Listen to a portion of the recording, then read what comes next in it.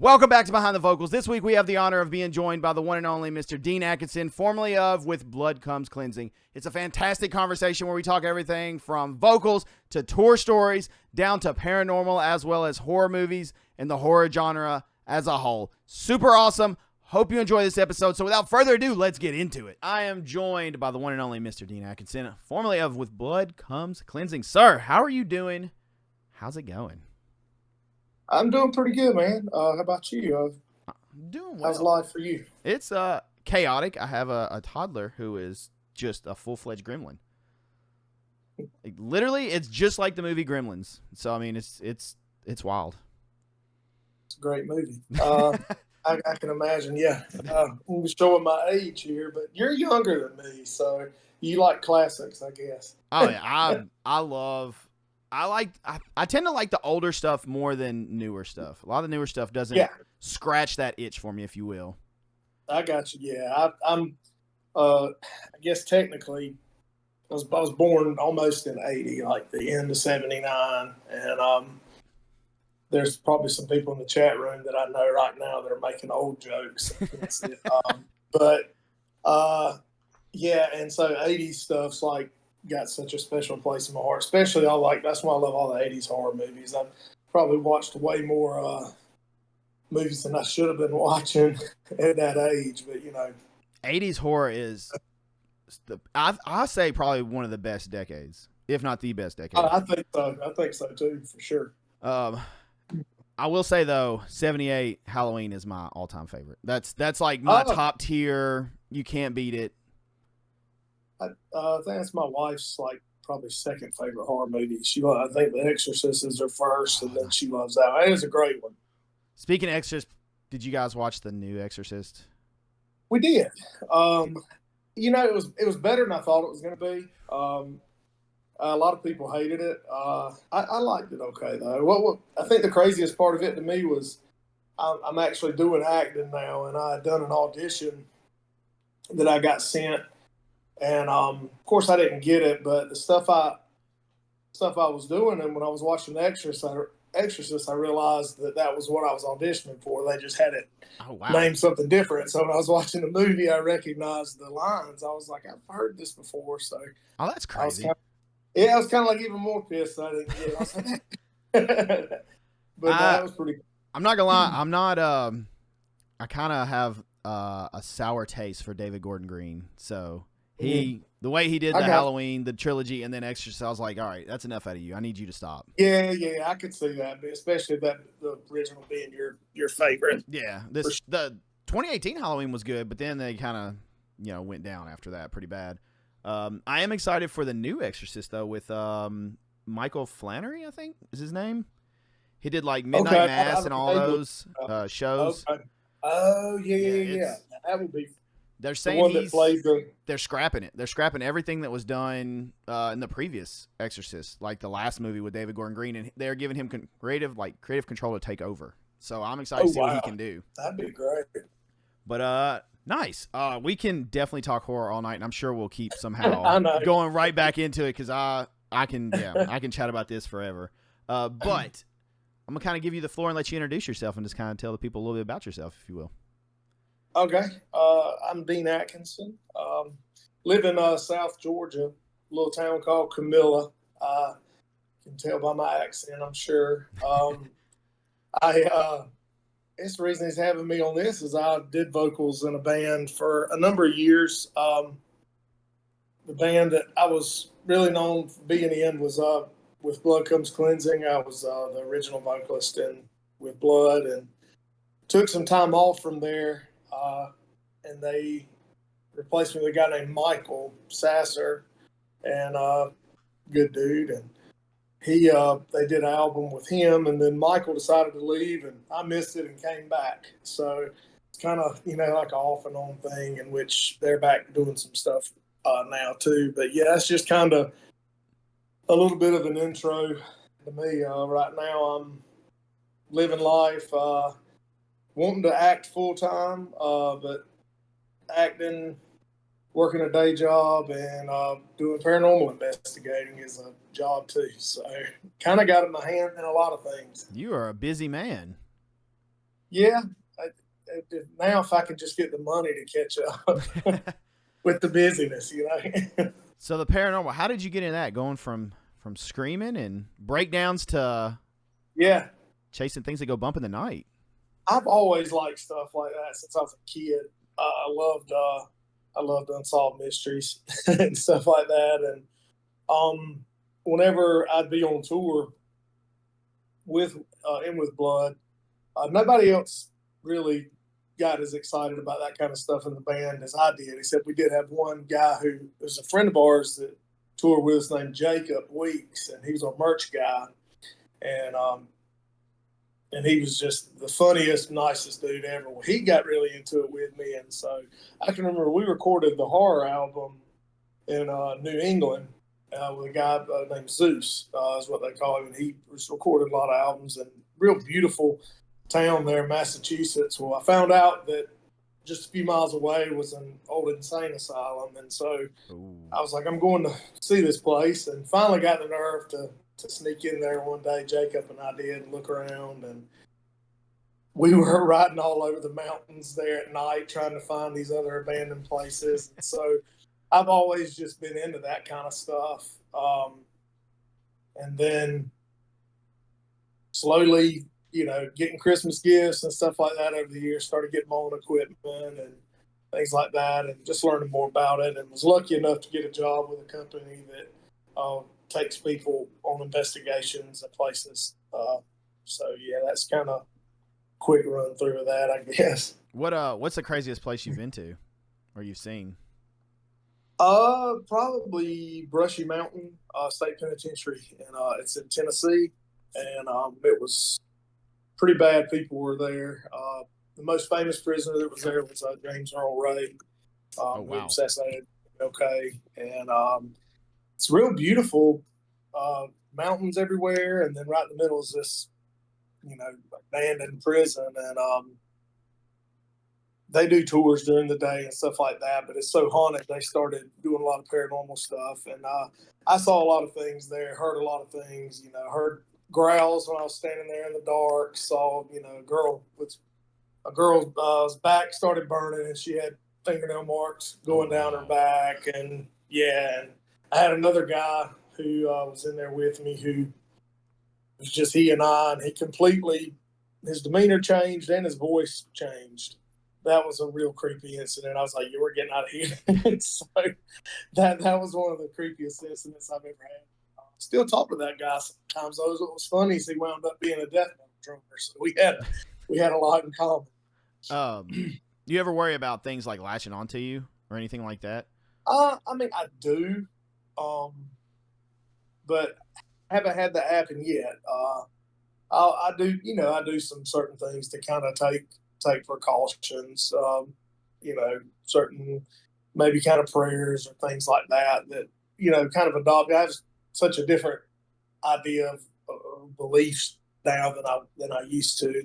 But kind of learn as I go. I've learned some stuff from other investigators, and I think really a lot of it has to do with kind of what you got going on. If you're wanting darkness and there's some people that try to welcome that kind of stuff, and if you want that kind of stuff, that's what you'll get out of it. So I'm not that kind of person. I'm more, you know, I love to investigate. I love horror and stuff like that. But as far as wanting something, trying to welcome something dark, I don't want anything to do with that. But I do like to investigate. The reason I ask, I had a buddy that he went to, him and his wife went I'm trying to think of the place. It's in New Orleans. It's not a manor. I'm trying to think what it's called. Plantation. I know you're Madam. Was it probably the place where they tortured all the people? It's like one of the biggest ones, like in Louisiana or whatever. And he went and he said usually people stay like, I think it's a evening maybe, or like one day, and they stayed for like a weekend, like Friday, Saturday, Sunday. And he said they both were just weird. She didn't want to leave. She was like crying, like everything was really weird. And he come back with this doll that had like slave clothes and stuff on it. And he's a tattoo artist. He was my tattoo artist actually. And so I was over there and I was talking to him. He's like, "Do you want to see it?" And I was like, "I don't know." And my wife was like, "No." And so finally he convinced me to go see it, and he had it in a glass case. And I was like, it's probably the creepiest doll I've ever seen in my life. Like, just natural, old, creepy.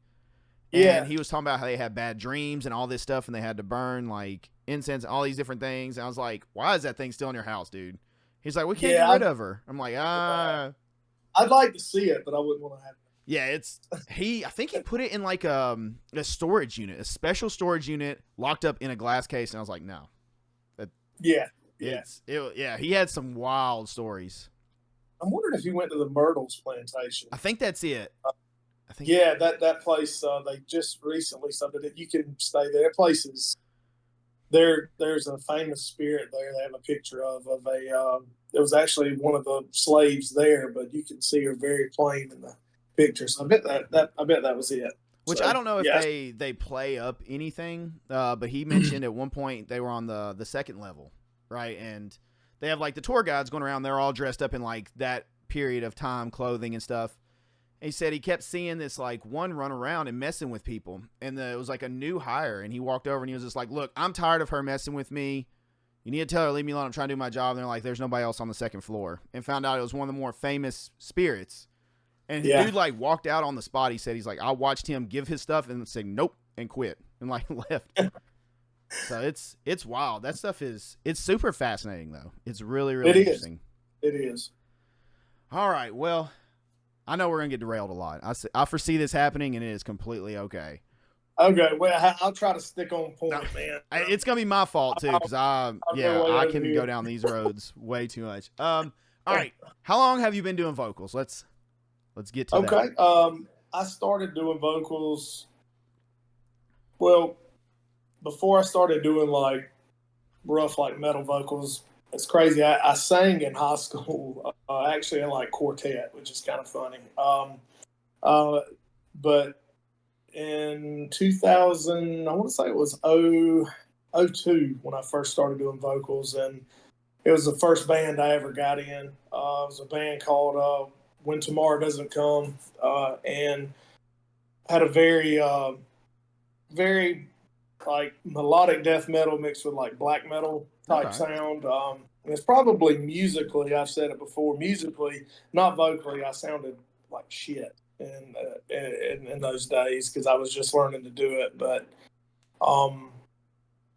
musically, it's some of my favorite stuff. A lot of like real dark, like sounding harmonies and fast tremolos, stuff like that. And my cousin Stewart, who's like a brother to me still to this day, he was a big influence on me musically, and he was in that band, and I was like their biggest fan, and they were starting to need a vocalist, and I'd been playing around trying to learn how to do vocals, and you're going to hear me talk about Zayo a lot because that was my biggest influence. Nice. Vocal. And so it was those days trying to learn, and they're like, well, why don't you be our vocalist? Because the vocalist Matt at the time left, and I was like, okay. And then within about a week of joining, we recorded a demo, and so it just kind of got thrown into it. So yeah, that's when I started, was in 02.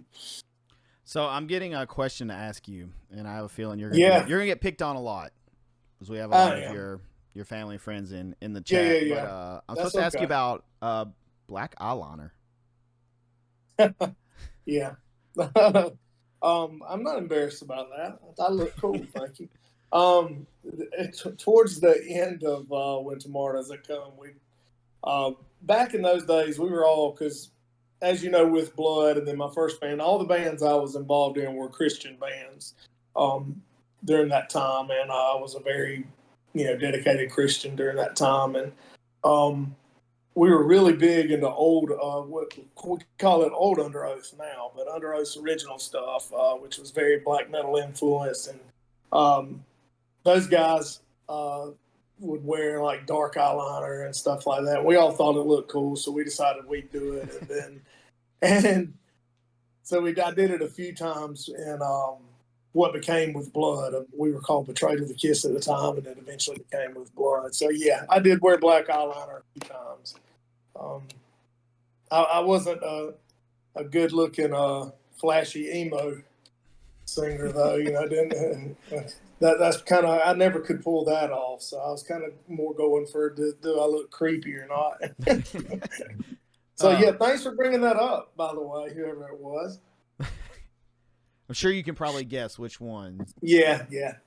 I heard, so I've spoke to the other half of your dynamic duo. I've heard you guys have some fun stories, but I interviewed Andy a while back. Yeah. And I've heard you two used to get into a lot of shenanigans. We did, man. Andy is a blast, though. He's such a good dude. He's one of the greatest dudes, man. Like, my best tour stories come from times we were on tour with Plea, because I would usually just get in the van with him. Oh, God. And, yeah, so there's a picture of me standing on a counter at Whataburger with no shirt and ordering a pie, because Andy's like, I'll buy you a pie if you order a pie without a shirt and stand on the counter. I was like, done. And so, I did it. And, of course, the picture, you can see the manager, like, getting ready to just launch an F-bomb at me. And in the picture, it was great. So we used to get in all kind of stuff. They got me to eat a pissed snow cone one time. And I've heard you guys' dares are legendary. Yeah. The stuff that you would do. Yeah. Yep. We will definitely revisit that. I definitely want to hear some tour stories a little later. But for now, what inspired you to become a vocalist? What got you into it?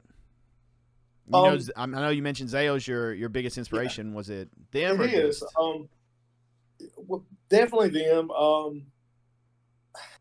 I have to allude to it. It's funny because it was there's so many things that still are part of my life, and some of that stuff, how I've changed a lot. And a lot of the bands that I listened to a lot, not all of them, but a lot of them were either, kind of influenced by the Christian faith or straight out Christian bands, just because I didn't listen to a lot of the bands that had like the satanic stuff and all. In those days, to me, I was like, well, no, it kind of went against what I believed. And there were plenty of other metal bands that I listened to that weren't Christian, but I was very picky in those days. I was a big guy on lyrics. And so I got introduced to some hardcore bands like Overcome and No Innocent Victim and some bands like that. But it's when I first heard Zayo that I was like, I've never heard anything like this. And I had never heard the early Zayo stuff with Sean Jonas. I heard with who their vocalist is now, Dan, and he had like such a raspy, almost like lizard sound. I'd never heard anything like that, and I was just so intrigued by it. And that's how I learned to do vocals. I was just trying to sound like him. I thought it was so cool. I wanted to try to sound like him, but I eventually developed my own style through it. But there was still a lot of the influence in that. So I would definitely say that Where Blood and Fire Bring Rest album was one of the biggest catalysts for me. And then, of course, the first time I ever heard like Phil Anselmo and Pantera when I was in 8th grade, that I got Far Beyond Driven, and that really did something for me then too. So I would say those are probably the two biggest catalysts. Zayo, I don't know. I know you just saw them recently. I know their stage presence used to just be craziness, just pure chaos, and it was awesome.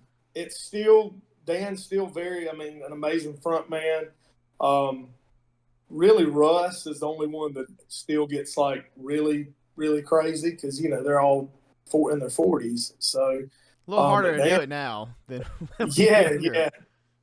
Russ he would jump up in the air and land on his knees and stuff, and like he doesn't do that anymore, but he still does a lot of other stuff. When I was watching them the other night, I told Scott, their guitar player, after I was like, dude, I'd be dead right now if I tried to play a show. There's no way. All right, so did you play any instruments before you got into vocals? No, I didn't, and can't play an instrument to this day. No. Only thing I ever did was sing. Okay. Yeah. Nice. Okay. Yeah.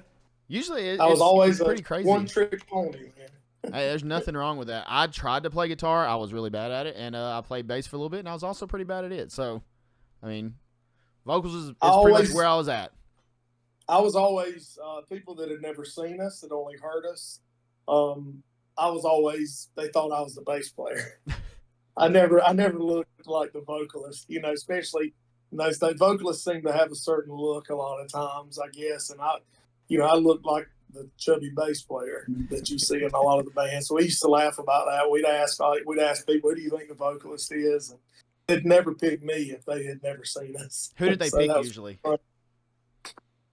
Usually they would pick, in the days before we changed to With Blood, a lot of times they would say our drummer and guitar player Hank. Hank was kind of tall and skinny, and he had that kind of look that a lot of the vocalists did. He would have been a good he'd have been a good front man in an emo band, you know, in those days.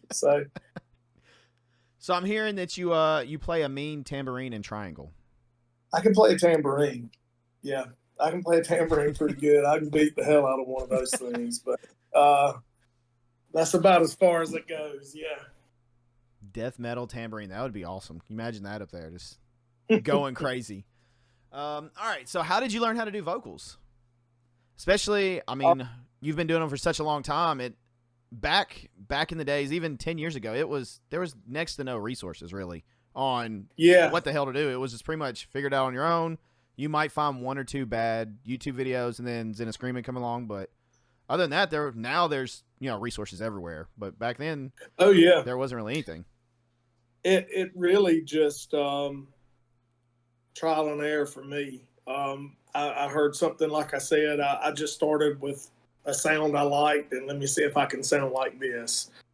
And I would, blow my voice out to an extent, like it'd be, at first, and then I learned that it wasn't all about how loud I was being, and so I learned.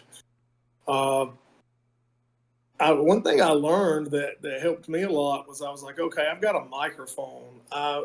Let me utilize this because I sounded a lot better when I wasn't pushing so hard, trying to be so loud. And I started screaming and doing vocals like at a lower volume, and progressively got louder as I kept going. And that seemed to work for me. Yeah. Okay. Well, what were some early mistakes you made when you were learning? Just pushing too much like that, or just like over projecting?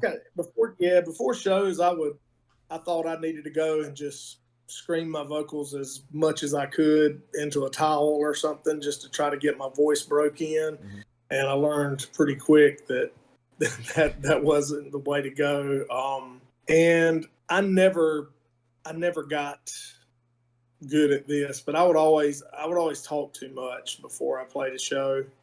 My wife would always get on to me about that, and I just never could seem to not do that because I just like talking to people. So, but that was always a mistake I could make sometimes too, was doing that. And I don't know, it seemed to help me in the early days, whether it was just in my head, I don't know, but I would always drink like a Pepsi or a Sprite on stage. I drank soda because the syrup in the drink to me made my throat feel better and made me be able to have more of a raspiness that I don't know. Later on, I got where I would drink room temperature water, but it was funny. I used to have certain venues that we would play, and they would have me a 7 venue in Douglasville, Georgia. They would always he'd always have me a Sprite or a Pepsi ready when we played. And, of course, it was great because, like, a lot of the other bigger dudes that would come to shows would be like, I love that you're drinking a Pepsi, man. So it's kind of like my thing for a while there. But it definitely probably wasn't very good for my vocal cords with the caffeine. You needed a Pepsi sponsorship back then. I know, yeah. So was there ever an aha moment when you were learning? Just something when it like clicked and you're like, kind of like you said with Screaming in the Town, you're like, I learned quickly. That's not a good idea. Was there just everything kind of clicked? Yeah, I learned. I don't know if there was an aha moment other than there were like moments where as I kept going, I figured things out. And I would hear people talk, I heard several people talk about push from your diaphragm, use the air from your diaphragm, and I learned how to do that more on like low and growl vocals, but I also learned how to make my vocals go higher with not necessarily like pushing as much, but just certain little techniques I could do with closing my mouth a certain way or holding my head back a certain way, those kind of things. And like I said, I started at a lower volume and would have the mic turned up a little more. Sometimes even so, like in the first band I was in, I'd have to be careful for the feedback in the monitors because I would be like, turn me up. But the more I kept doing it, the more volume kept increasing. And I think probably the first aha moment, I would say, and what became with Blood Comes Cleansing, we were called Betrayed with a Kiss before we changed to that band name. And there were only 3 of us at this time when we did a demo. And I think during that demo is when I kind of first realized, we went back and listened to it. I've always hated hearing myself, and still a lot of times to this day I don't like it. But that's the first time I've ever heard something with vocal wise, and I was like, whoa, okay. I was like, I guess I've gotten all right at doing this. I wasn't embarrassed by it and was happy with it. And so that after that first demo, that was probably when I was like, all right, I think I got a shot at doing something with it. All right. Andy, I'm sure we'll talk about him several times, but whenever we were setting up the interview, he was like, hey man, I'm just going to tell you, I don't really have technique. I just go out there and yell as loud as I can every night. And I was like, you're a unit, sir. I don't know. I was like, I'm sure we'll figure out all kinds of stuff to talk about, but he was like, yeah, I don't know. I yell every night. Yeah. But, all right. So before you mentioned different things you've done, like the Pepsi and everything, but did you have a routine when you were about to do vocals before a show, whether it's a one-off tour, going to the studio, or even if you're under the weather? Did it change on different variables or what? Yeah. The one thing that never changed for me is pacing. As right now, I'm sitting here, you can't see my hands, but I'm fidgeting. I'm a very fidgety person, and the mic cord would get wrapped up. Like on stage, I would be pacing so much before we played and while we played. But so that's one thing I would do a lot, is just walk around like backstage or outside. And a good friend of mine, Dallas Taylor, he's vocalist in Maylene and the Sons of Disaster, was the original vocalist in Under Oath. He had gotten into, Maylene was full swing at this time, but you mentioned the Zen of Screaming. He had met with that lady, and he shared a few techniques with me from that, just warm up stuff. And there were about three or four different little things Dallas showed me that I would do before shows and in the studio, and it really did help. Yeah. So those were, and you sound really stupid sometimes, and you look crazy. That's why it's good to get off by yourself and do it, but it does help. Yeah, I would always, I'll never forget, whenever I was learning, just like pretty much everybody, I would blow my voice out. I was like, I don't know what I'm doing. Yeah. I'm just screaming at the top of my lungs, trying everything to make it sound like I thought it should sound.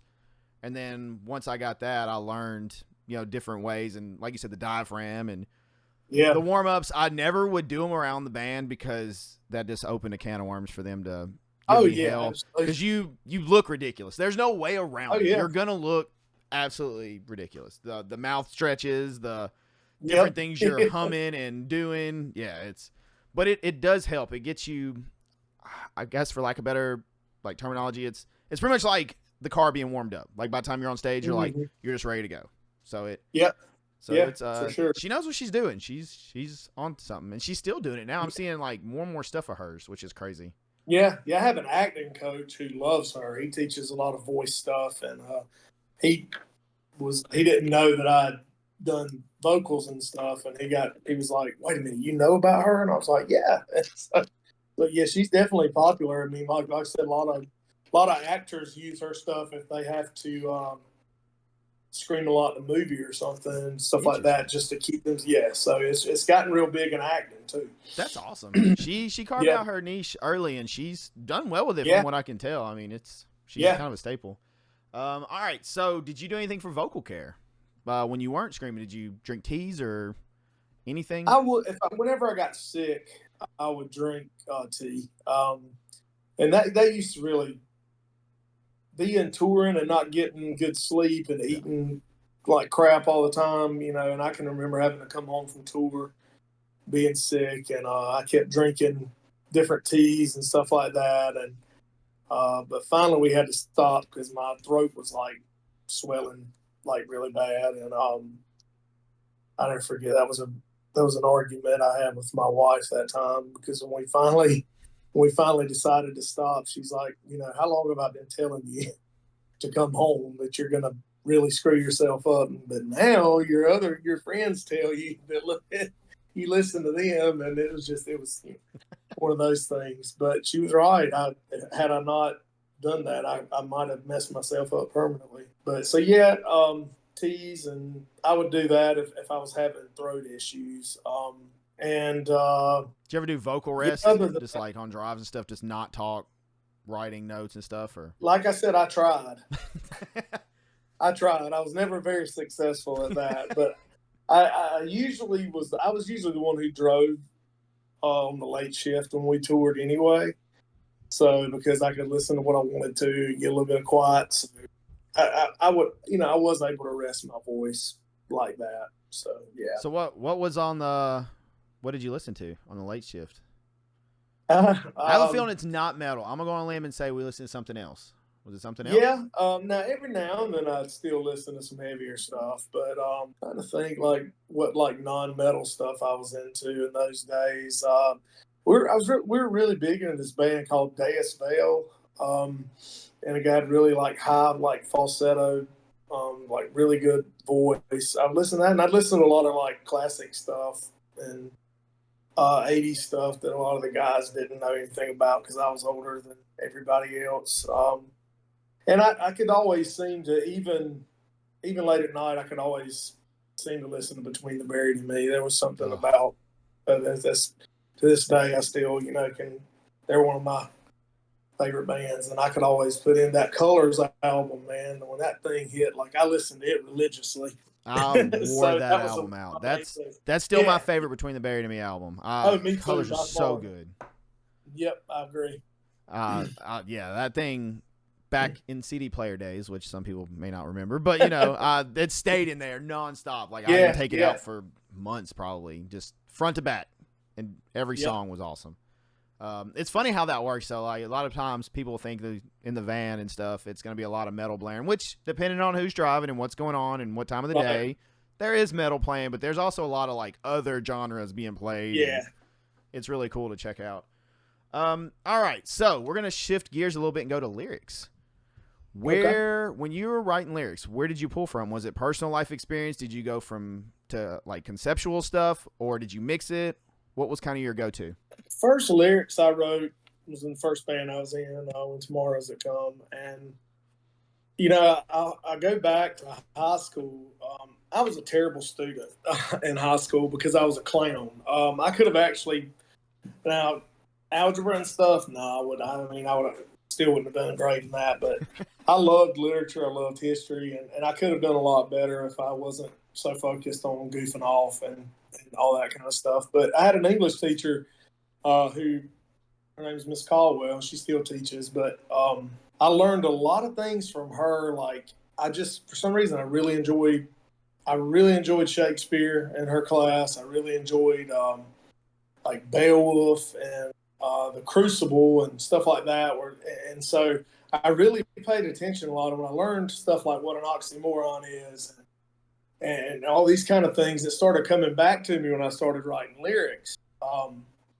And it really helped me a lot. Like, how do I want to say this? How can I, make two things that don't mean the same thing go together and sound cool, that kind of stuff. And then of course, I was a very dedicated Christian. So, and When Tomorrow Doesn't Come and into Betrayed with a Kiss, I would write about a lot of personal stuff, but I would always kind of my faith would kind of find its way in the songs as well. And I would write a lot about personal stuff. I have OCD. I got diagnosed with it in high school and had to start medication and stuff, and have battled that. And even in those days, some had some struggles with addiction and stuff, and so all of that stuff would find its way into my lyrics, and then like how faith helped me through it and things like that. And little did I know then that that I had a form of OCD, which is called scrupulosity, and which is religious OCD. And so that fed into a lot of what I was doing. A lot of the things that I thought were helping me were actually making things worse. Oh, wow. Yeah, but so that I know it's a long answer, but it's such a layered thing when it comes to lyrics. And then horror, that album, I'd had an idea about doing a concept myself, and then it was like a very personal thing to me. But then our guitarist Jeremy, he had an idea that he really liked, and he presented it to us, and I was like, cool, I like it, and everybody else liked it, so that's what we all agreed on. And I kind of wrote around that. And his idea was wanting to like show just like the gruesomeness and how bad like Christ's crucifixion was, and then go into like some other things. And so I kind of took that, and I started it with like the night before Jesus was crucified. I took it from that point all the way up through death, resurrection, and then like a lot of the stuff in Revelation and things that were. And I got accused in a somebody who reviewed the album when it came out. They said that I plagiarized the Bible, which was funny to me because I put scripture references after every song on that because I did. And now I know how much of it was my OCD. I really like obsessed over that. I was like, if I'm going to write about this, I have to do this justice, and I have to make sure that I have this listed here so somebody, and so somebody will know where to look, that kind of thing. And but I didn't plagiarize. I did what a lot of people would do is, let's say, like if I wrote, like, let's take Stephen King. If I wanted to write a song about Pet Sematary, that would be my source, and I would put it in my own words, like what I was singing about. And that each story I would put a lot in my own words, kind of describing what was going on. But then I might, like in the song Hematidrosis, there was a part in there, it's like a crowd part, and everybody would say, and it says, "Rise up, the betrayer is at hand." That was actually in the script, one of the scriptures. There would be times I would use phrases and stuff, but I had where they could go look if I could do that. And then of course the song part was all just, I didn't have any references to that other than what I'd read and learned. Yeah. So so lyrically, there was definitely always, to me, I enjoyed writing more personal stuff. That's what drew me to bands like Zayo and things like that. Is that's how I kind of relate, is people being honest and writing about like hard stuff, or good or bad. Yeah. Did you find it harder to get as into it on stage, like as emotionally involved, when it was like a conceptual thing compared to like a personal thing, like something you've went through, like trauma or whatever? I think, yes and no. There were certain songs, I would say emotionally, yeah, for sure, emotionally. But then, you would have people that related to something in the song on any of it and would see it, meaning something to them. Yeah. And so, and at the time I tried to make it something worshipful, whenever I was singing it. As crazy as that might sound to some people with the type of music that we were doing. But yes, any lyrics that reflected something I was going through, to me emotionally, I connected with that more. Yeah. For sure. That's I felt the same. It just, I don't know. Yeah, I guess that connection to it, but it was always a little easier to get more, I don't know, into it and put on a better performance because you felt it a little more. But it's one of the beautiful things about metal is just that even the conceptual stuff, someone out there listening could be like, okay, well, I'm applying this to my life. I think this speaks about this, and it's kind of, they can take it open-ended to different degrees and different things. And I've heard, so many different meanings of songs, and I'm like, well, I don't, that's not how I took it, but how you took it is a different way. And then you'll hear from the vocalist like, well, this is actually what I'm saying, and just, I always thought that was kind of cool how that worked out. Yeah, it's like a band that I've gotten into, and they've been around a long time, but a band called Cattle Decapitation. I'm sure you've heard of them. Man. Oh, yeah. Their vocalist is insane what he does.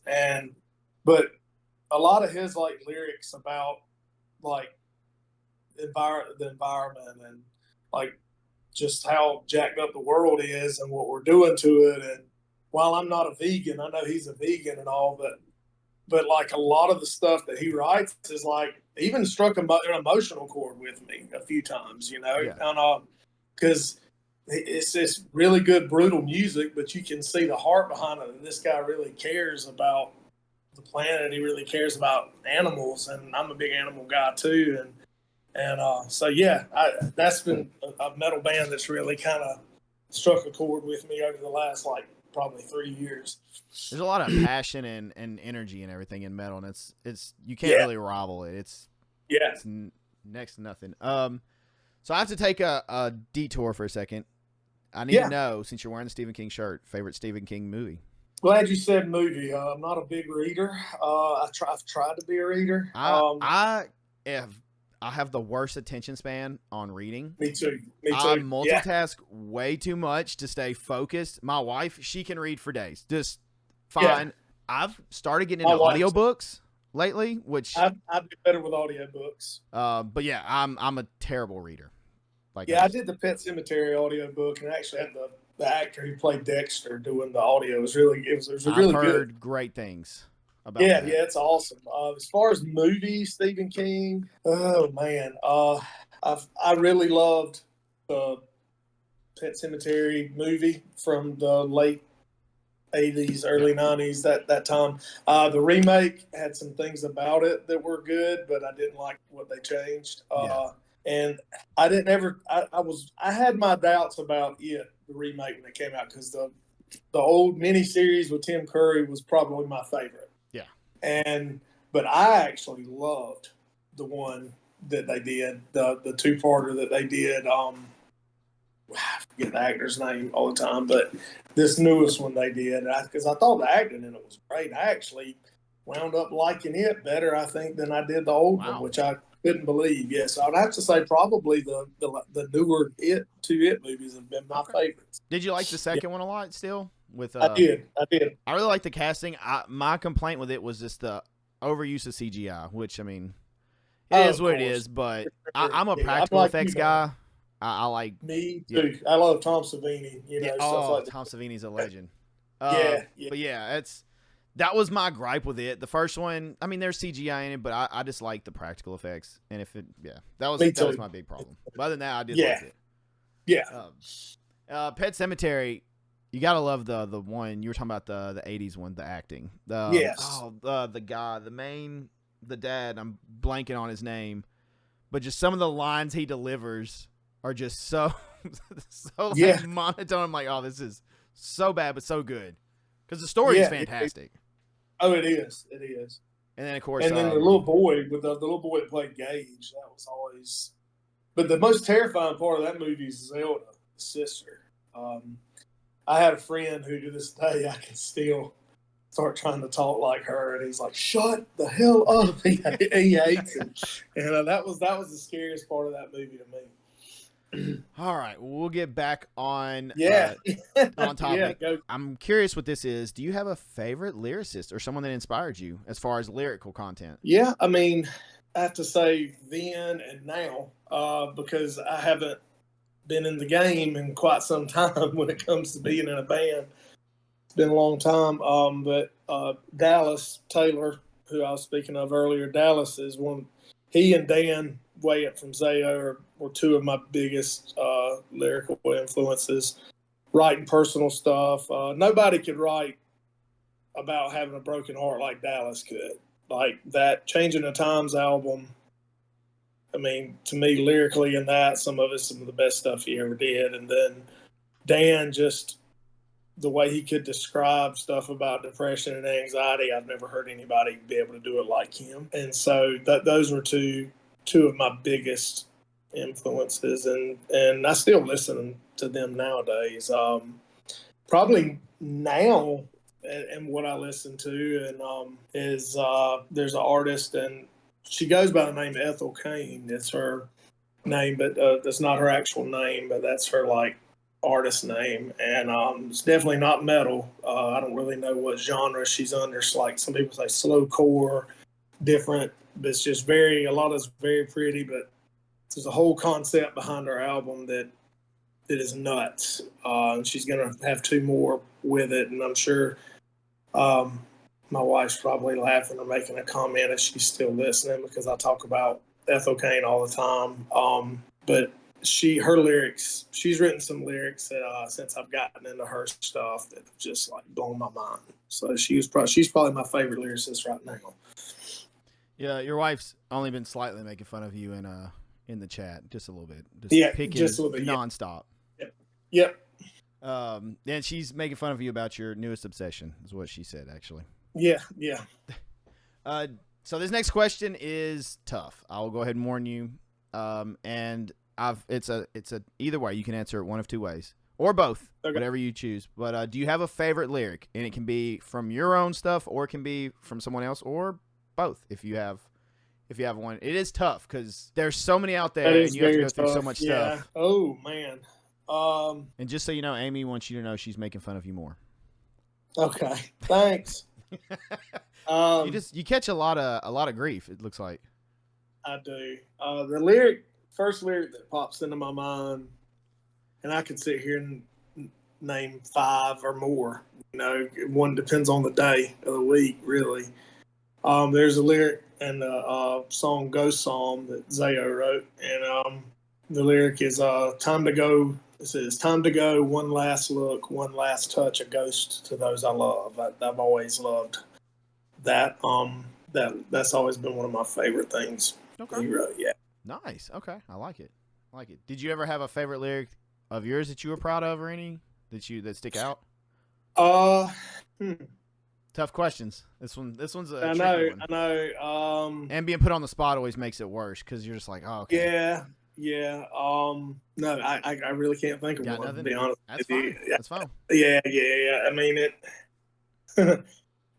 pretty much like. Well, there was a song called "My Help" that we did, and it actually made it onto the Golgotha album, but it was the only song that I'd had anything to do with. It was on that album. This one I'd left, and Michael was doing vocals, and but there's a lot in that song that I was proud of lyrically. A lot of it had to do with a friend of mine who had died, and we thought at first that he had committed suicide. We found out he didn't, but during that time, I was having like a real bad bout with my OCD too, and then he died, and it was just so that I'd have to say, you know, that song as a whole was probably my favorite thing lyrically I ever did. Okay, so time for you to give some advice, instill some wisdom on people. What advice do you have for new songwriters as far as like lyrically, patterns, rhythmic patterns, flow, all that good stuff? Do you have any advice to give them?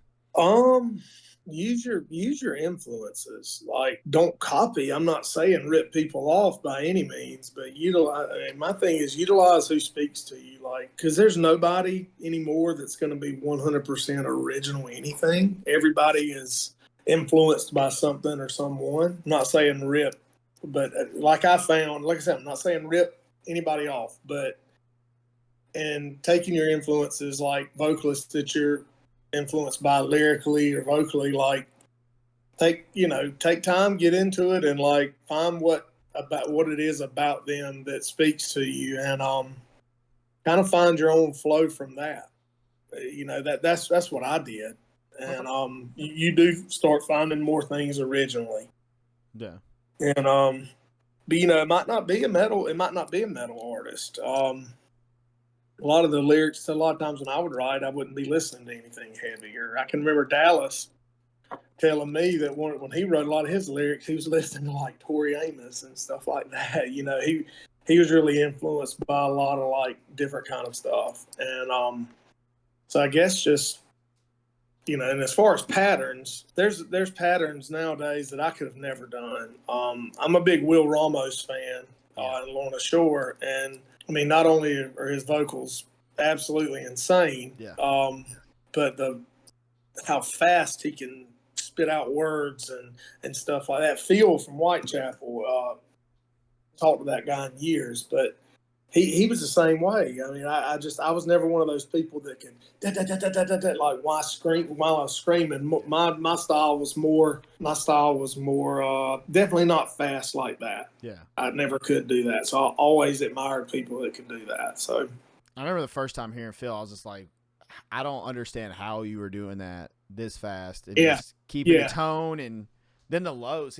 That was one of the first things, just the speed of him and the lows. Like his gutturals were nuts. When I heard Somatic, I was just like, that was intimidating, man. Like we took them on their first like tour. Oh, that's awesome. And I was just very nice dudes. But it was very intimidating having him being on that tour and us playing after them sometimes. At that time, was Cagle in the band then? Was Brandon Cagle still there? Was that before or after his accident? That was before. Okay. Well, hold on. Was he one of the guitarists? Yes, he's one of the founding guitarists. I think him and, if I'm not mistaken, I think him and Phil went to high school together. So they were okay. I think this particular time might have been right after he had his accident. He actually is who, when we were doing it, he did our first demo. He was recording up in Oak Ridge, and we went up and recorded with him and stuff. And are you in Tennessee? Yeah, I'm from Tennessee. Okay. I didn't know that. Yeah, great. Yeah, I love Tennessee. Southern boys over here. Yeah, man. But yeah, it's really cool. The Cagle story. I don't know if you know, he's on the road with them now. He's their sound guy. He's like their front of house guy. Oh wow. Yeah, man. I haven't talked to those dudes in years. But it's cool that he, started as a guitar player, one of the founding members, and now he's still getting to go do all the things with them, and they're all. That's cool. Pretty much still the same band, minus I think they've had a couple drummer changes, maybe. Yeah, I think so. But it's crazy. They're still going. Will is another one. You mentioned him. Will is insane. It's got to the point with him where I don't know if you've heard his singing covers where he's doing clean vocals. Yeah, he's got a good singing voice too. First time I heard that, I was just like, I give up. I don't. What can you not do at this point? No, he's insane.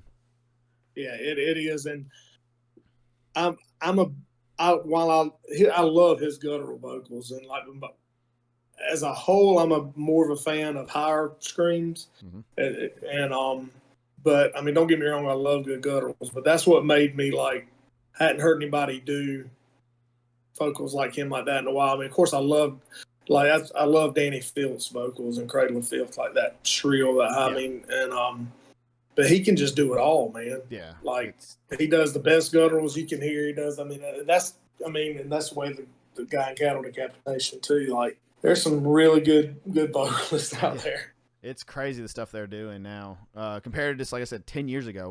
What people were doing. Oh, I know. The way the patterns, the style, the range is insane. Yeah. One of my favorite, you were talking about highs, Trevor from Black Dahlia. I always loved his highs so much. I did too. They're so good. And he would do the spell casting while doing them. He'd be on stage just casting spells. I loved it. Yeah. Nice. All right, so this next one's fun because we all know that there's parts of songs that we love to do, and there's parts you don't. I'm not gonna say you hate because you created the song, but there's parts you dread because you may do something in the studio and you don't think about it, and then you get out there on stage or you're playing live and you're like, okay, I didn't put a breathing part in here, or this part's rough. So did you have a favorite song or part to perform vocally, and one that you dreaded? My favorite was probably the song we did called Abaddon's Chord, and it starts off with really low gutturals, and then it has like a part, it's like dun dun dun dun dun dun, and then there's a high vocal right there and it just rings out with a high scream where it says the word death. That was always my favorite, probably my favorite. Okay. And then one that I got later, it was fine doing it in the studio because I could stop for a second and then go back to live. Hematidrosis, that song, the lyrics, there's a high vocal, says the sweat and blood pour out, and then it goes right into a low one, hemorrhaging from the pores of his body. The sweat and blood pour out, hemorrhaging from the pores. It just keeps doing that over and over. And I thought I was going to pass out several times trying to keep the air switching from high to lows. I mean, and there were times when I was like, especially after you would be somewhere where people knew the words, I was like, oh, thank God. You know, here you say it. You know, sing along, please, because I'm about to die. So that would have to be that one. I loved the song, but I was just like, oh, God, why not do this to myself? There's always that part where you're in the studio, you're like, this is awesome, this is so good, and then you do it live, and you're like, okay, I didn't think this through. Like, it sounds good, but yeah, in a live situation, this is much harder than, you know, cutting after like one phrase or one line, and then let me get my breath and do the next line. Yeah, it's a big difference. All right, so this next one is really weird. Very weird question. We're getting to some weird questions now. All right. Hey, I'm weird, man. That's all right. And full disclaimer, I'm not sure if you know Body Snatcher. Have you heard of them? I've heard of them. Okay, well, their vocalist is very known for weird call-outs. Like just off the wall. I mean, they're an insanely heavy band.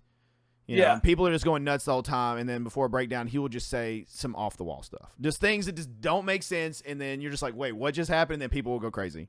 Similar to like an Adam D from Killswitch and stuff like that. Just craziness. Did you ever have a favorite call-out or anything like that? Did you keep it pretty straightforward, or did you ever say weird things just for giggles that catch people off guard? Yeah, probably the funniest thing I did, I think I said something along the lines of, let's move this thing like a pool of channel catfish or something one night, just to being funny, because we had this joke going about catfish at the time, and so that was probably one of my most. Everybody kind of looked over at me like, did you just say that? And then when we were playing in Nashville at Rocket Town, I grew up going to Nashville with my mom and dad, and I saw all these like legendary country music artists, like I still love like old country music to this day. And so I was like, I'm gonna dedicate this next song, and I was like Roy Acuff and the Wabash Cannonball and all this stuff, and all these you got all these kids, and I was like Porter Wagner, and the kids are sitting there looking at me in the front like, what the hell is this guy talking about? I'm like, you live in Nashville,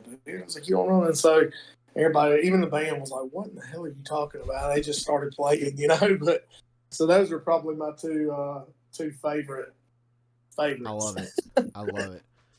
So you play Nashville a lot? We did. That was one of our big places. Rocket Town. I don't know that they do a lot of metal shows anymore. Like, I feel like I don't think they do. They used to be. It used to be them, the Muse. Yep. And then the End and Exit, I believe, were the four main ones. Now, I want to say it's the End is the only one that's really. The Muse is now a Domino's. I'm not sure if you knew that, but it's a Domino's. Okay, I didn't. Is it the Basement that's there? My wife and I don't know if the Basement still does it or not. It's changed a lot up there. And I don't even know if what Rocket Town does.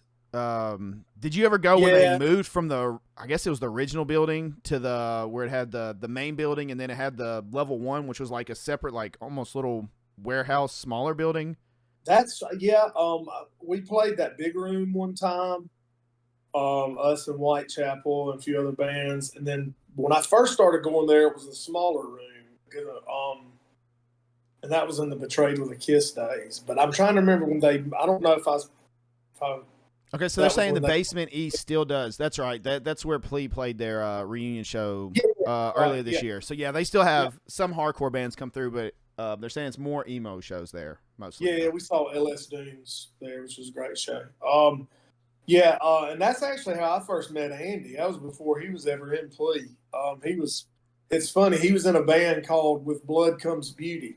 Oh my God. No joke. And so the guitarist, we were Betrayed with a Kiss, and we had a tour, and we needed a bass player. So the only guy that is left with anything to do with Blood that was now is the guy is Jeremy, the guitar player, and he played bass for us on that tour.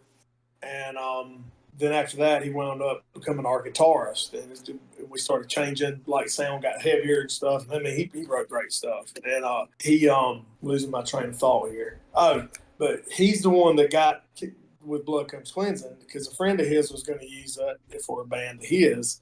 And so he presented it to us, and we're like, yeah. But I said, I told him, I was like, I got to call Andy because this is too close to With Blood Comes Beauty. And Andy was fine with it. He laughed. And then I can remember being on tour. We played with Flea, and we got out of the van, and there was a With Blood Comes Beauty sticker on the back of the van. Andy had snuck out there and put it on there. So, yeah, that's how I first met him. And so I knew him before he was even who he became, the legend that he became. I love how their music, I mean, more serious, but they were never serious. Their music videos were always, I think what he said was just like, that's not who we are. We're not going to get up there and just act mean the whole time. Like, we're all goofy dudes, and so we're just going to make goofy, fun videos because that's what we do. And I always loved that about them. They just had fun. Me too. Yep, me too. And watching them live, Aaron in particular, I'll never forget. I stood side stage watching him, and he just jammed out for the whole set. He put his in-ears in, and he literally just jammed the whole time. And I was like, this dude is in it right now. And he was, flashy, stick spinning, doing all the stuff, and still just jamming, and it was great. Oh, yeah.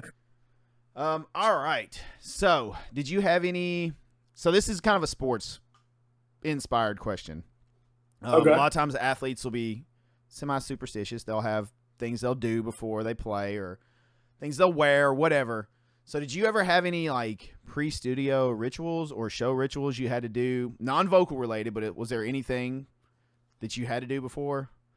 It can be anything from like some people say push-ups, some say, just the fist bump with the band, like, all right, let's go get it. I damn sure didn't do push-ups, I can tell you that. Not really. No, I really didn't have any. Just kind of got there and went. Yeah, pretty much. Did you ever find it? So there is a difference between just a vocalist and a frontman. Did you ever find it hard to be a frontman too with doing vocals, or did it kind of just come naturally? You being kind of more talkative, outgoing. Was it just? I always felt. I mean, don't get me wrong. I was told that I had people tell me that I was a good frontman, and I was always kind of hard for me to hear because I always felt awkward. It's always been a bigger guy, and so I kind of found it hard to, especially when you play with these bands that had like freaking a dude up there that is just like he's glowing and radiating and, and just he's so handsome. And I was like, here I am up there sweating to death and spit coming out of my mouth and crossing my eyes because it's something I naturally do when I get excited. Somebody's like, do you realize you cross your eyes when you scream? I was like, yeah. But it kind of eventually came naturally. When I first started doing vocals, like I would get so in, like the first band I was in, I would get so into it, like movement-wise and headbanging and all that, I would be too out of breath to do good vocals. Because like I said, I've been a bigger guy. I keep talking about people I know, but you can't help but do that when you are old like me. But Josh Scoggins, from the Chariot, and Norma Jean, that guy, I was like, I don't see how you are moving right now. The stuff that guy would do and would still be a good vocalist. Like I never could have done that. So yeah, I found it difficult, but I got to where I felt like it balanced itself out pretty good. I found a good happy medium where I wasn't being boring, but I wasn't doing so much that I sounded like crap. Yeah, gotcha. You're catching a lot of slack in the live chat. Apparently, I'm sure you ate a buffet plate before you would perform. That's coming from your wife. Yeah, that was anytime I could eat a lot, I could. I would. That's another thing about, keep talking about me and Andy. Like, there's gonna be some food when he and I played. And I was always a big buffet guy. Apparently, that's the only reason why she married you was because of that. Yeah, pretty much. I guess that's it. makes you a chick magnet, dude. You know, they're And, sweating grease and. Another one said that Amy said she knew you before, but the first time she saw you perform, she couldn't watch. She had to turn around because it was weirding her out. Yeah, I remember she said that. Yeah, I had some other friends who couldn't watch me play that I'd met because you kind of you get into it and all, and I could look. Maybe I could look kind of scary sometimes, you know, and which. I mean, that just made. I mean, I liked that honestly. Yeah, Like, oh, that's cool, you know. that was one of the things I always loved was people that have known you forever before you did vocals, and did band stuff, Yeah. and then they would watch you perform. And a lot of times with me, I'm a little more soft spoken, and it's kind of chill, and get up there and I'm just yelling and like doing all kinds of headbanging things. They're like, "What the hell just happened? What were you possessed? Are you okay?" Like, yeah, I'm fine. But I always love that. All right. So, I want to know, do you have any good tour stories? I have a feeling it's going to possibly involve Mr. Andy. Yeah. Or some of the plea gentlemen. Yeah. Oh, man. Anything you can say. There's probably some stuff that probably doesn't need to be said, or I'm sure there's no telling what's happened on the road. Yeah, I think since we're talking about plea and all, and I'll talk about the first time that we ever stayed anywhere at the same place with them. We weren't touring together, but we wound up playing a show together. And this was before they had signed to Face Down and released their first release on Face Down. Lyle was one of their guitar players, who is Blake's brother-in-law. Okay. Now, and Lyle was Lyle, one of the funniest dudes ever. And apparently, I didn't know this at the time, but he was the one person they loved to joke with and do things too. And so they were encouraging this when I did. This is my first night hanging out with these guys. And we're all staying in the same house. And it's me and Andy are running around, and while some of them are asleep. And they're like, "Dude, you got to get Lyle." I was like, "Okay." And so I went. Never met the person we stayed at his house. I think Plea knew him, but I just went in the fridge and got a hot dog out and put it down through the zipper of my pants where it was coming out, and it was dark, and I walked up to Lyle, and he was asleep, and I placed it right towards his mouth, and he happened to wake up right at the time. And like I said, this is his first night ever hanging out with me. And right when he looked up at me, I said, "Just go with it, man." And I laid down on him, and the hot dog just went all over his face as I laid down. And I think his words were, "Was that your dick?" And of course we all start laughing. And so that was just one of many with them. But that story always sticks out with me. And I still, anytime we're in Nashville, we see Lyle and Blake. So that's just one of countless. So was Plea your favorite band to tour with? By far, yeah. Who were some others that you love touring with? We did a tour with Beneath the Sky. They were another band that was on Victory. And vocally, I freaking loved Joey. He was such a vocalist. I really enjoyed Beneath the Sky too. Oh yeah, I still listen to them. I enjoyed them. I love the dudes in Sleeping Giant.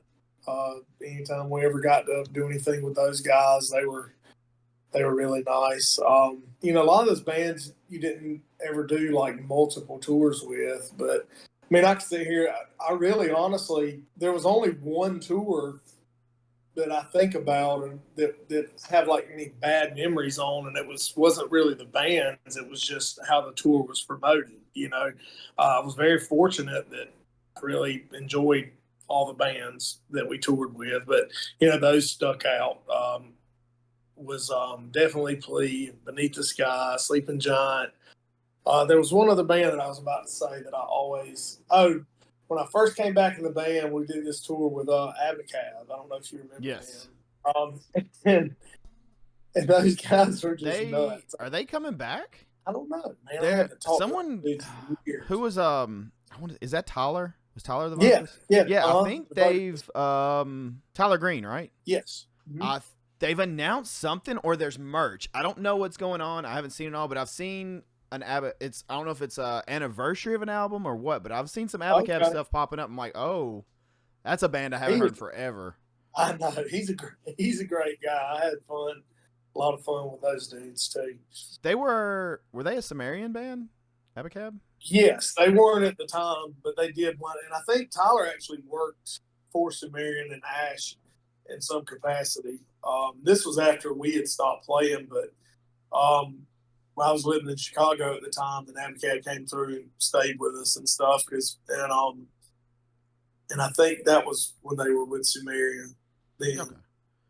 So I want to ask, whenever Blood was really into it, I feel like that time period, there was a boom of Christian bands. There was a lot of Christian bands. How was it being in the scene at that time with that boom?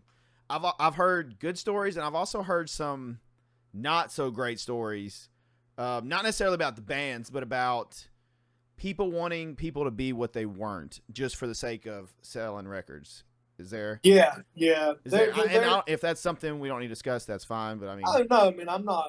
I just heard, and that's more like the bigger business end of it. Like, hey, we want you to sell more records. Let's pretend, or let's do this maybe for this album or whatever. Yeah. There. I mean, from the get go, from the origins of the band, I can always say that the intention of when Portrayed with a Kiss and with Blood was always a ministry aspect of it. That was we wanted the music to be take a second space to what we believed. Yeah.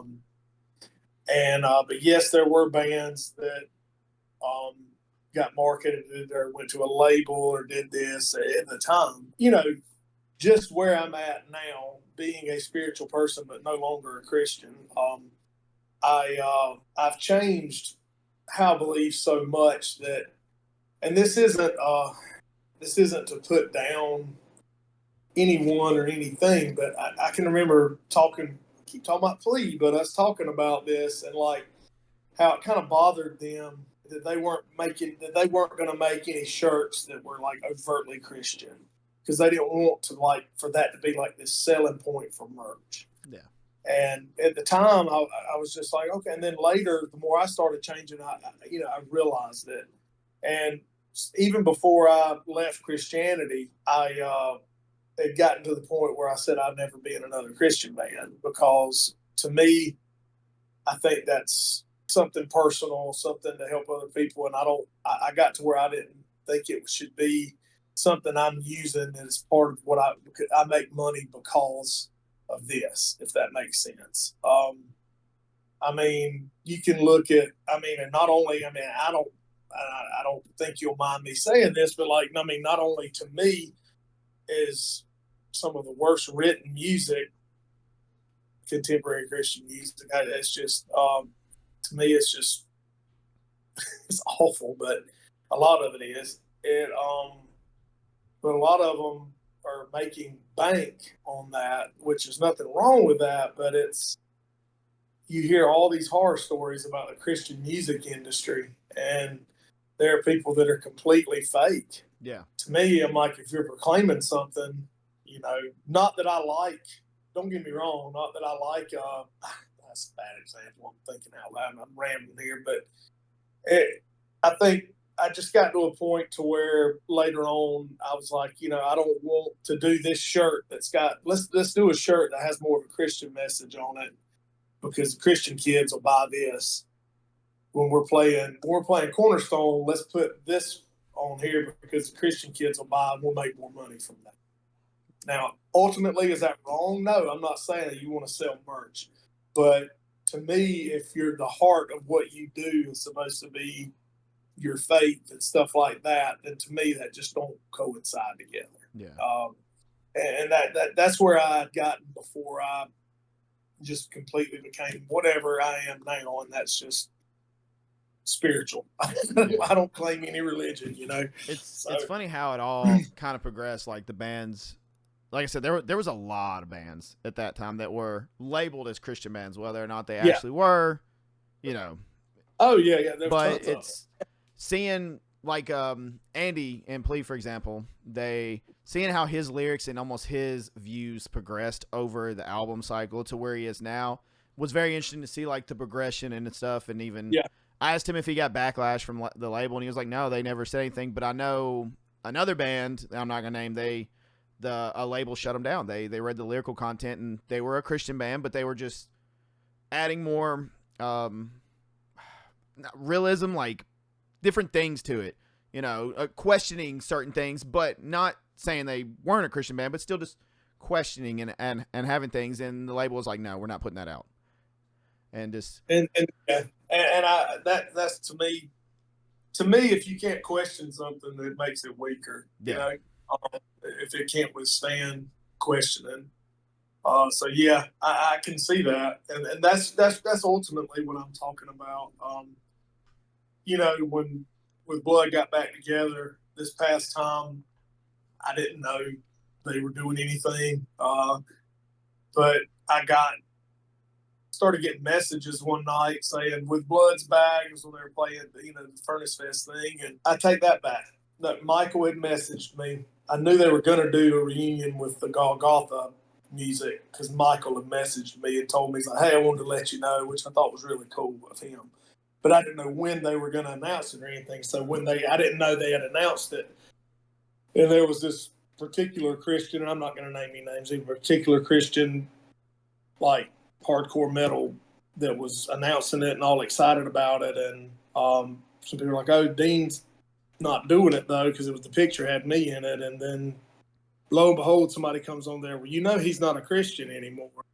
And it just, I was like, I wish I hadn't even read this, you know. And so there was all this, you know, there were people kind of putting me down because I wasn't a Christian anymore and things like that. And which is fine, because I mean, I was that kind of person at one time. I would have said it in a way that I would have been like, well, I'm just concerned and things like that. But in reality, it would have just been me judging and not knowing. You can't say, it's just like, you know, if anybody talks to me about it, like, you have no idea how long the turmoil I went through before I came to the decision I'm at. You know, I mean, it was something that was my whole life that meant more to me than anything. And when I started changing and seeing, to me, holes in it, things that I didn't agree with anymore, things that I thought weren't right. And when I ultimately got to it, it's a grieving thing. I don't hate Christianity. I go to church on Sundays and run sound and help out. I don't know. I don't claim any one thing. I'm not going to say that because this person is a different religion that they're wrong. You know, to me, God, I believe in a creator and a God, but I'm not Christianity. I can't put myself in that box, you know, if that makes sense. And then we kind of definitely went off on that, but that was a Sorry big thing. No, you were fine. I definitely, I was curious, you know, your thoughts on everything. It's like I said, things have changed, and that was like I don't want to say fad, but it was like, it was. What? And I heard, like I said, I heard stories of labels telling bands they signed, like, hey, you're going to wear V-necks. You're going to be a Christian band. Like, this is what you're going to do. This is how we're going to promote you. And I believe around that time I don't know if they still do this or not. But Scream the Prayer was a big thing back then, right? What's that? The Scream the Prayer tour. Oh yeah, we were on the first Scream the Prayer. Yeah, that's not still a thing, right? Kind of like Cornerstone's. No, I don't think Cornerstone's no. But those used to be massive events and like really big deal for Christian bands. Yeah. And there were bands on there that definitely were who you're saying that got lumped into the category to for marketing, but then there were bands like Sleeping Giant and bands like who were very legit. You know, there were plenty. I mean, there were very that actually meant something to, you know. It's funny, you would meet the bands and you could kind of tell. Like, not saying they're bad dudes or anything, you could just kind of tell, but like, this is a gimmick, if you will, or whatever, or right. Like this is something they with all their heart believe in, like they're very passionate about. Like you could see the difference in the bands. All right, so I need to know favorite horror movies. I'm deviating again. That's fine. Of course, I mean, the first is always going to be for me, the Lost Boys. The big Oh, Lost. yes. Um, ever since the first time I saw it as a kid, and ooh, put me on the spot here. I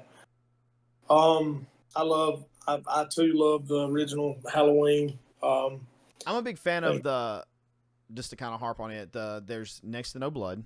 I don't believe you have to have an overabundance of blood. I like the suspenseful thriller. The score of the movie adds the suspense. It builds it up. Just the way it's shot, I think it's almost pretty close to perfect as you can get for me. I agree. Another one is it actually doesn't have a lot of blood, is the original Texas Chainsaw Massacre. Yeah. I love the grittiness of that movie. And it's just a creepy movie. Just it is. All of it is so creepy. It is. It's to this day, it's a favorite of mine. And then there was one other one I was gonna actually.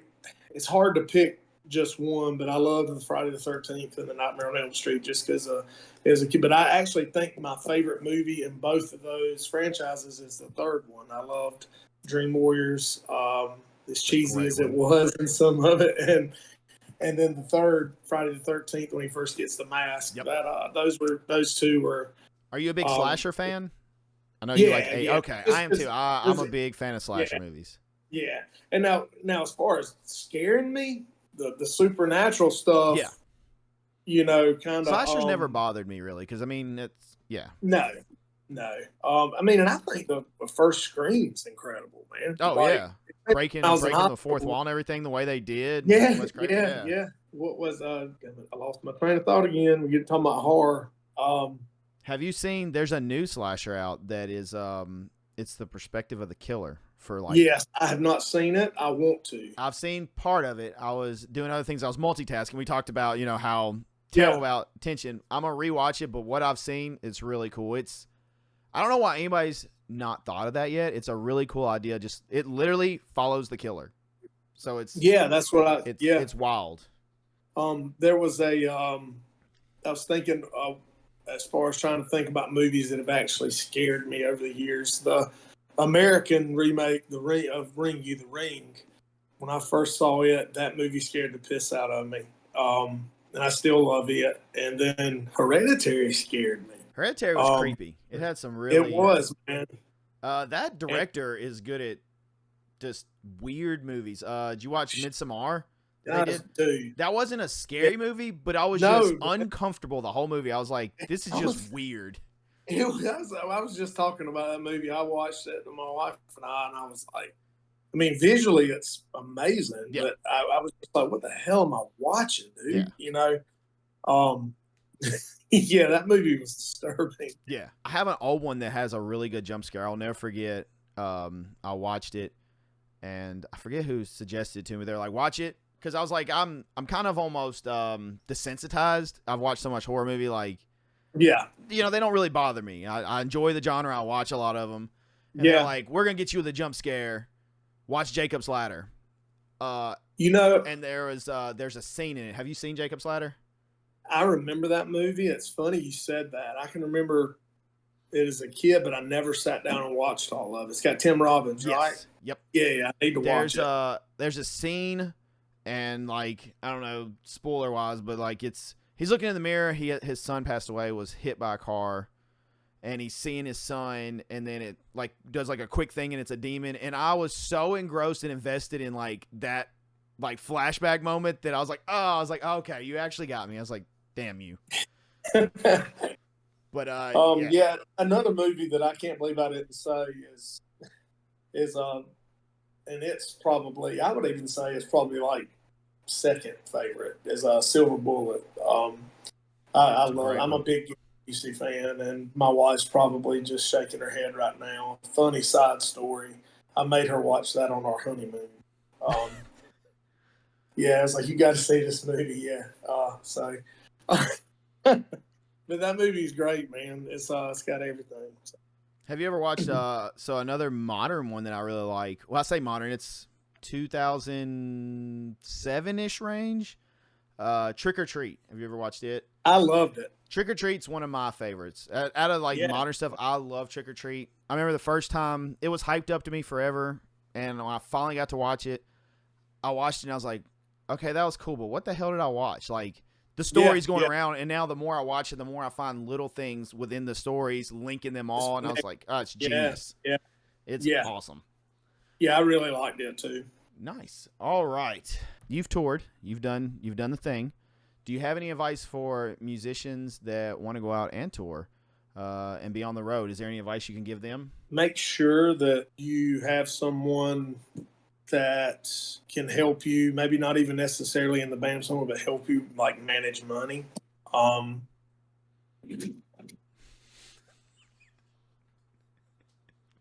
sure they just talked about that in the daggone chat. Yeah. They? She set you up. So for those that aren't watching the video, Dean's wife just got him.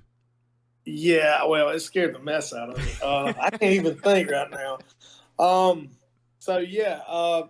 Money, and take some time and think, am I going to want to spend every day in a van or whatever with this person? I mean, honestly, it doesn't mean you don't like them. I'm not saying that, but people that you love to death, after you spent so much time out on the road with them and you're tired and all, you have to think, okay, am I going to be able to do this without us wanting to end our friendship or something like that? That kind of thing.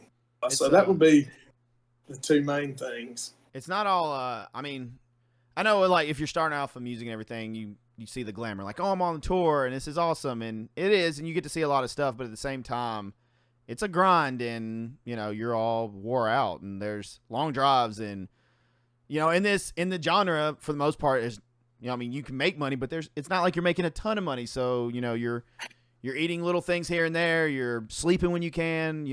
It's rough. It'll wear you down. It was, and I can honestly say I loved it. I did. I loved being somewhere different every day. I mean, that I did, but there's definitely parts that are really hard, and I would never discourage somebody from doing it. But I was just saying, just think, okay, what can I do?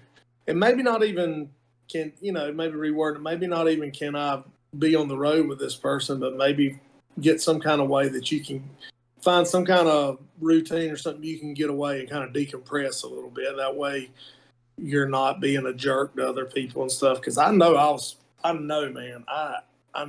hard to be in a van with a lot of times and stuff.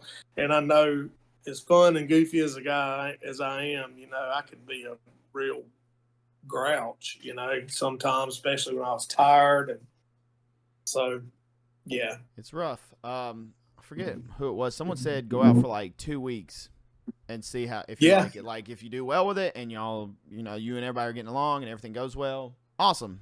If it's for you, keep going. If not, there you go. You have like a thing. And like you said, the money thing is another thing, knowing, because I mean, you're out there and like I said, you're not bringing in like Nickelback money or something for the most part. You're having to really ration and pick and choose and all that stuff. Yeah, or getting terrible promoters. I can remember a guy at a venue one time went to get paid, and he said, I can only pay this much. I mean, it was a good bit less, because he literally said I owed my cocaine dealer. And I was like, and a lot of people do that stuff to us being a Christian band because we can get one over on the nice guys, that kind of thing. That's messed up. Yeah. And we were toured, but the thing is, we toured with bands who was hurt. But I never got into it, but I would tell them, listen, I'm going to stay here till you pay us, that kind of thing. Cause I was like, well, I got to go to the ATM and okay, I'll stay right here. I mean, how do you think we're going to make it to the next town if you don't pay us? We might not can even have gas to go. So, and everybody thought promoters out there. Yeah. Oh yeah. And when we signed to Victory, a lot of people used to joke with us and they're like, oh, big money. We're like, no. I'm like, not big. I mean, they put a lot of money into our album and promoting us. They did great with that, but all our money kept us on the road, really. Yeah. How, so I've talked actually on this on this series, we've talked to a couple different Victory former people, and nobody seemed to have great things to say. What was your experience with Victory? Was it good? Was it not the best? We weren't there a long time, but actually it wasn't. It was pretty good for us. I mean, Tony, he and I had a pretty straightforward relationship when I would email him, the owner, and he was usually very straight up with me and me with him, and he never, seemed to be trying to get one over on us or anything. When we went to sign with him, the only thing is, but he suggested a lawyer to us that helped us. They wanted to get a certain percentage of our merch sales too. And we said, no, we'll look elsewhere because there ain't no way we can make it. And then he's like, okay, we'll scratch that.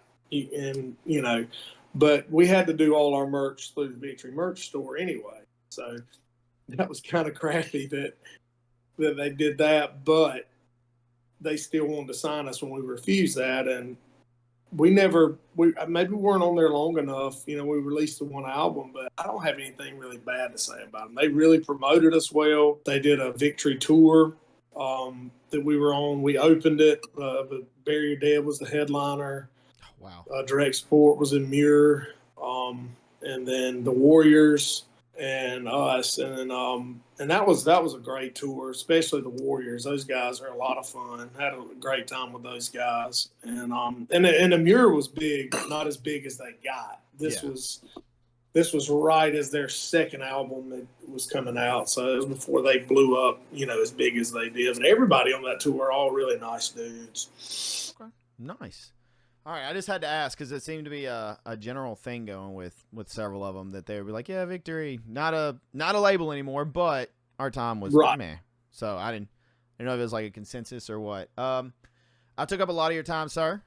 I know you're a busy man, and but last thing I want to ask you, do you have any advice for vocalists as far as just all of it as a whole? Anything you want to, someone that's maybe aspiring to be a vocalist, someone that has been doing it for a little bit and trying to find their way, whether it be touring, whatever. Do you have any advice just to instill on them as a whole? Don't go easy on yourself, cause as far as live, when you're playing shows and stuff, there were so many times that I would be literally depressed because I thought I sounded so bad, and nobody in the crowd would even notice. They're like, "Good show, good show." Everybody. It's so don't be too hard on yourself. That's what I would say. And have fun, don't make it so have a good time. Oh yeah. If you're not having fun, who else is going to have fun? That's right. All right. Well, sir, thank you so much. I appreciate you for coming on and hanging out and chatting about all kinds of things from paranormal, horror movies. I'd love to chat more horror movies with you. Maybe around October we can get together and have another little spooky session chat. Yeah, let's do it, man. I'd love to do that anytime. All right. So I'm going to have your links down below for your paranormal account, as well as your Instagram, your TikTok, all that stuff. Is there anything else you'd like to promote or plug? The floor is yours. Just plug away. Check out Juniper Claire Photography. Okay. My wife's shooting me a bird. And that, and you got all the other links, so I think we're good. All right. Check out all this stuff, the paranormal stuff. I'm definitely curious to see where all you go and what you get into with it. Yeah. Got some events coming up in September, and one August 31st, and in September at a place in Mississippi. So nice. House, yeah. Nice. That'll be fun. I can't wait to see. Yeah, man. All right, man. Well, thank you so much, Dean. I really appreciate you. Thank you for coming on, and you have a great rest of your evening, sir. I appreciate it, man. Thank you. Absolutely. You have a good one. You too. Thank you all so much for watching and listening to this episode of Behind the Vocals featuring Dean Atkinson, formerly of With Blood Comes Cleansing. I hope you enjoyed this episode as much as I enjoyed chatting with Dean about everything vocal-related, tour stories, paranormal stuff, all that. It was super fun, and I really enjoyed it. Please be sure to check out his Instagram and TikTok. Links are down below, as well as his Paranormal Activity event Instagram, link down below. He's got some fun stuff coming up, so be sure to check that out and go show it some love. Thank you all so much for watching or listening. I appreciate you, and I'll see you on the next one.